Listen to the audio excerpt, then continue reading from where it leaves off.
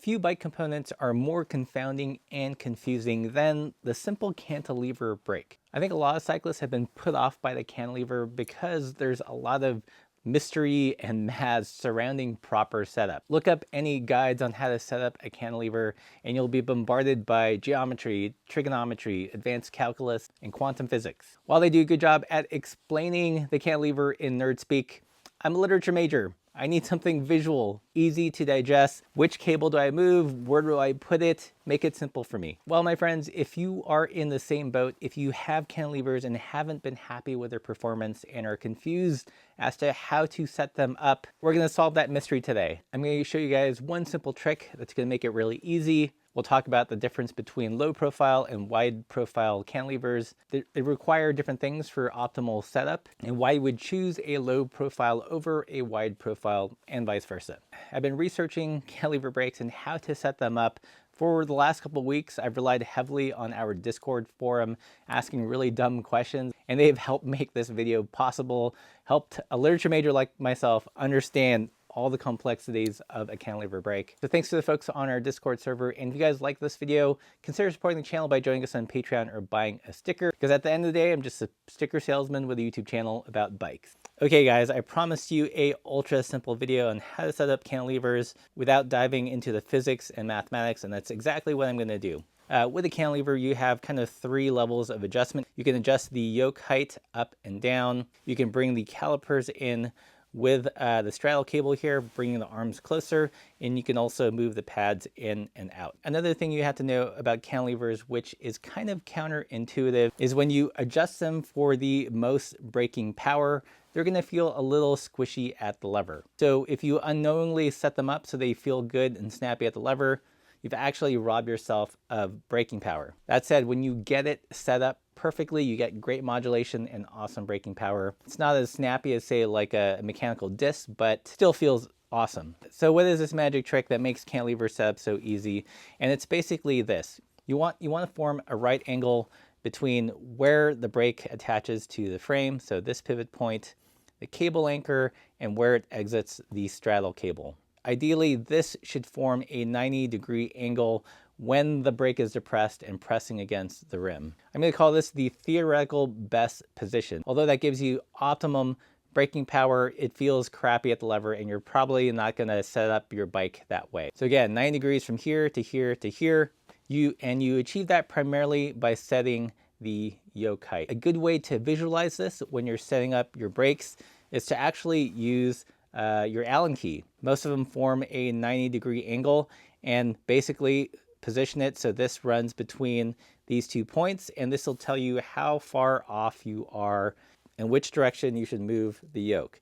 So here I'm actually pretty close. So this will basically take out about 95% of the guesswork when setting up your cantilevers. Most people will have the yoke set up around here, and while that feels good in the lever, you're not actually getting the most braking performance. Again, it's a give or take between snappy lever feel and braking performance. If you have a cantilever with those like kind of link arms, most of them create the 90-degree angle at the yoke, and the yoke will end up being positioned too high. So the problem with those is they're set up for ease, but not necessarily for optimization. So if you want to squeeze out every bit of braking performance and mechanical advantage from your brake, get an actual yoke and set it up yourself. Again, you can take the mystery out just by taking your Allen key and, sighting it to find that 90-degree angle. I put the wheel back in so you can see the yoke in relation to the tire, and you can see it's pretty low. That's another general rule. The lower this gets, the more braking power, but the mushier it feels at the lever. If we try to set this up at a true 90 with the lever depressed, you'd see we'd have to put the yoke somewhere in the tire. And that's what I mean about this being a theoretical kind of goal, but in practical use, you'd never put the yoke down there because it would be too low. Still, you can use this 90-degree guide to sight and see how far off you are. Other reasons where you would want to set this higher than the theoretical perfect position is, tire clearance. If you're riding a muddy ride or really knobby tires, you can optimize for clearance by losing some braking power but making space for mud. Or let's say you want to run a front rack or fenders again, you're gonna have to raise the yoke up and make that compromise. Okay, so these are some Paul Touring cantilevers, same low profile design, and you can see the setup here.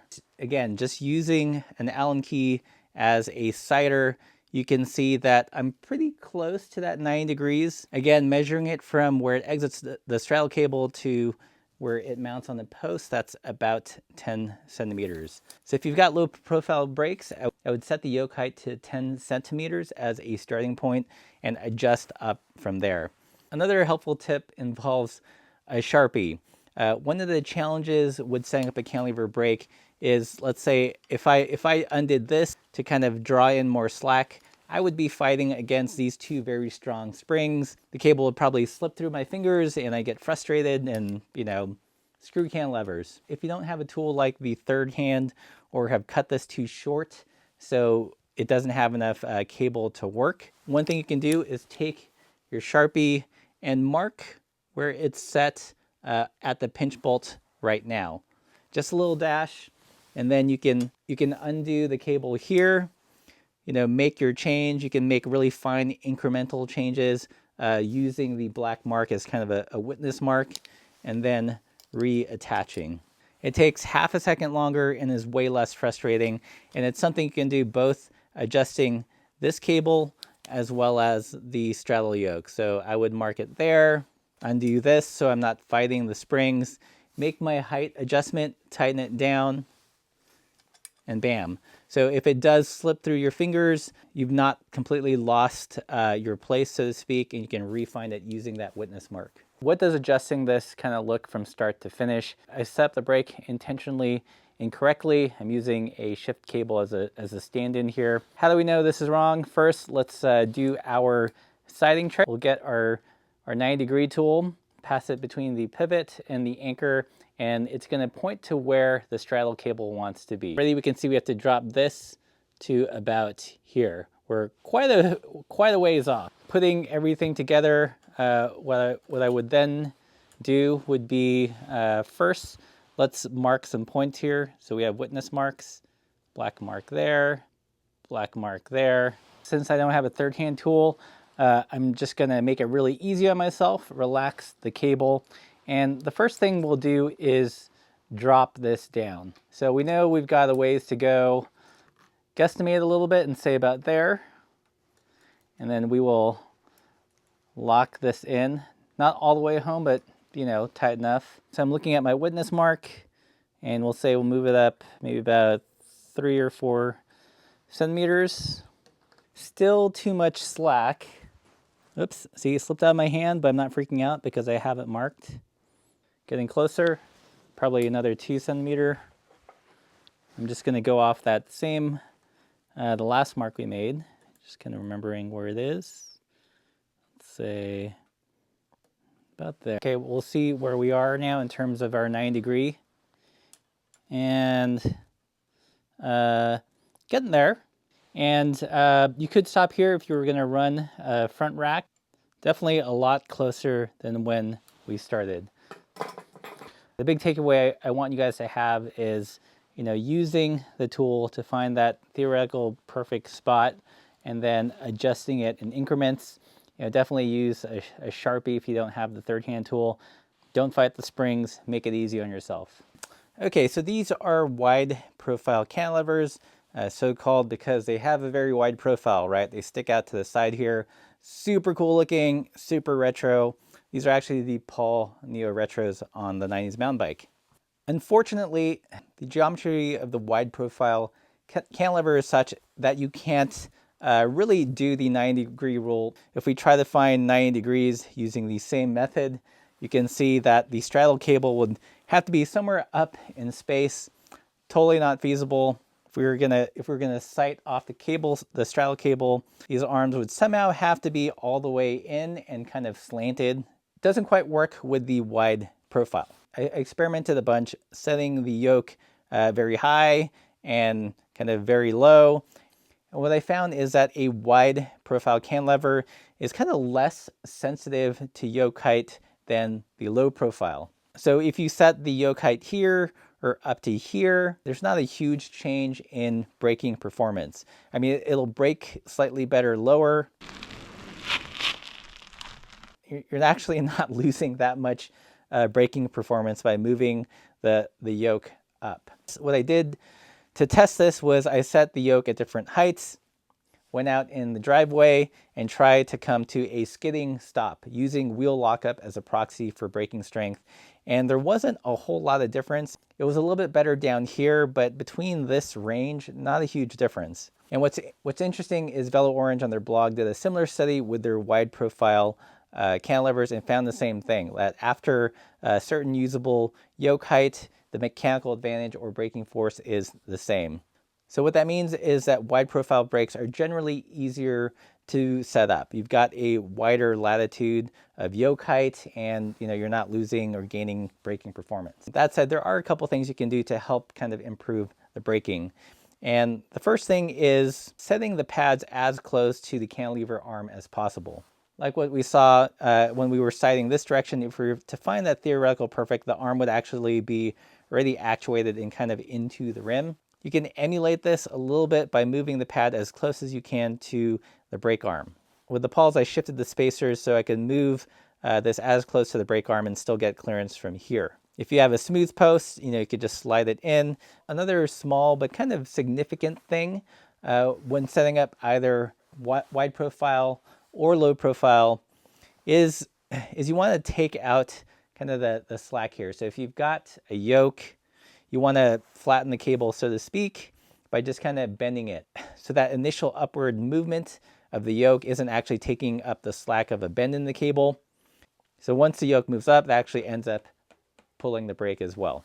Other things to note about a wide profile brake: lots of mud clearance here. This is why this kind of brake is popular with cyclocross racers.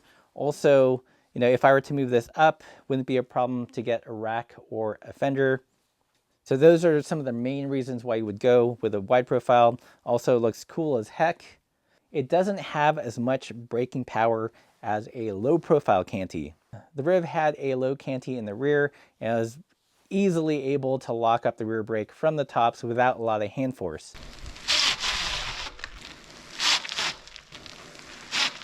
I did multiple attempts with the wide profile setup in the rear, and in some positions I couldn't get the rear wheel to lock up. Like in this kind of lowerish one, it does it, but it took a lot more force than with a low profile canty.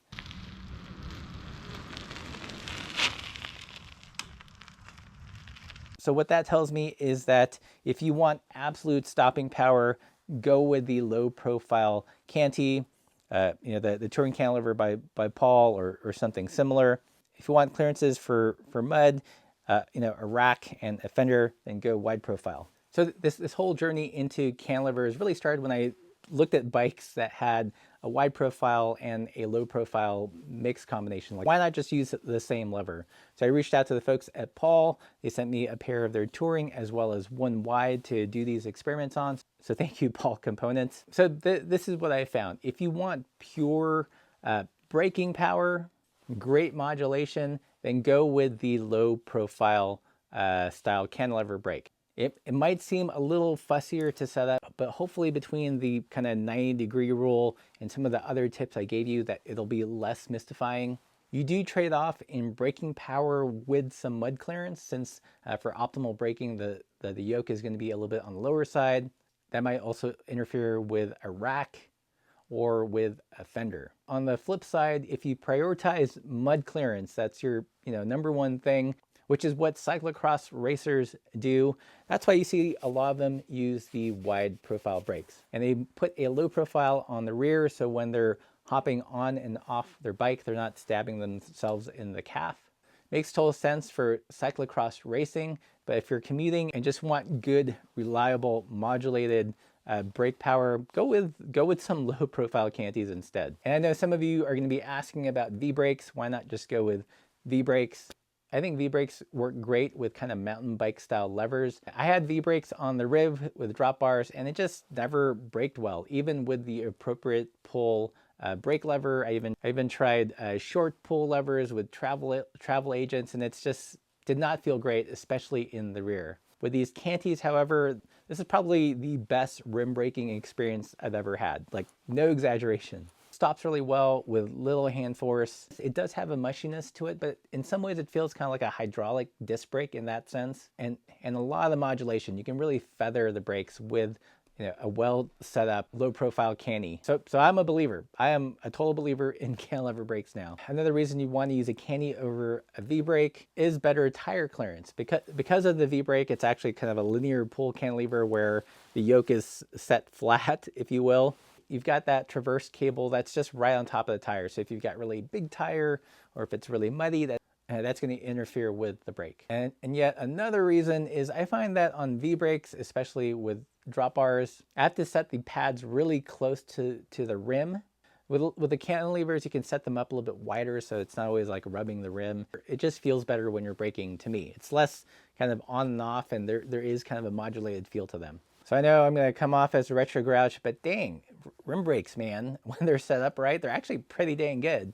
Hopefully this made sense. I digested like weeks of reading and watching different videos on cantilever setup and tried to distill the information into something English majors would understand. If you have any other questions, leave those in the comments below. If you enjoyed this video, consider supporting the channel by joining us on Patreon, buying some stickers and patches, help keep the lights on, and as always, keep the supple side down.